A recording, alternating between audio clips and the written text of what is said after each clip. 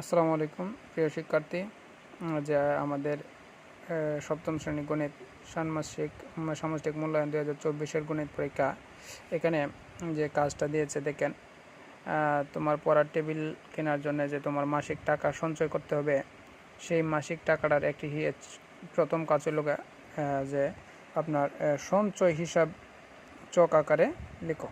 তাহলে এটা চক আকারে কীভাবে আপনারা লিখবেন দেখেন, এখানে 5 মাসের আপনার টেবিল কেনার জন্য 5 মাসের একটা হিসাব হইল প্রথম মাসে আপনি টাকার পরিমাণ 5 টাকা জমাইছেন।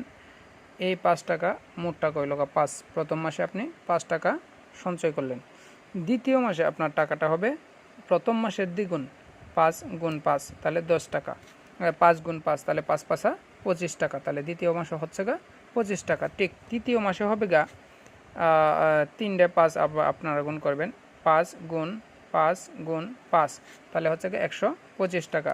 চতুর্থ মাসে হবে 5 গুণ 5 গুণ 5 তাহলে হচ্ছে 625 টাকা।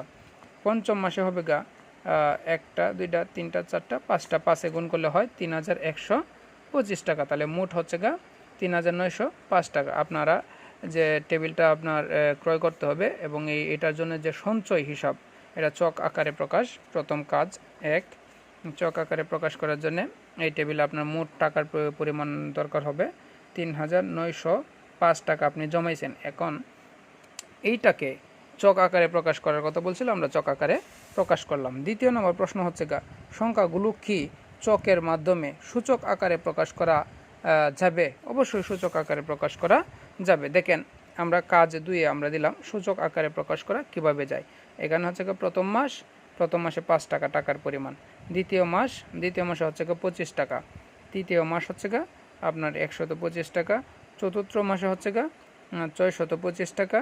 তারপরে পঞ্চম মাস হচ্ছে 3125 টাকা। এটাকে যদি আমরা সূচক আকারে সাজাই তাহলে সূচকে হবে 5-এর উপরে পাওয়ার হবে 1, 5-এ 5, তাহলে এখানে 25-এ 5-এর উপরে 2। দ্বিতীয় মাস এটার জন্য 2, আপনার 5 পাঁচা 25 মানে 5-এর ডবল। তাহলে তৃতীয় মাসে হবে 5-এর উপরে 3, তাহলে চতুর্থ মাসে হবে 5-এর উপরে 4। এই যে চতুর্থ মাস মানে কি 5-এর উপরে 4। পঞ্চম মাস হবে 5-এর উপরে 5। তাহলে এটা হচ্ছে সূচক আকারে আমরা সাজাইলাম। এটা বলে মূল ভিত্তি। এটা হচ্ছে পাওয়ার বা গাত। তাহলে আমরা এটাকে সূচক আকারে সাজাইলাম। দ্বিতীয় কাজ আমাদের এখানে শেষ হলো।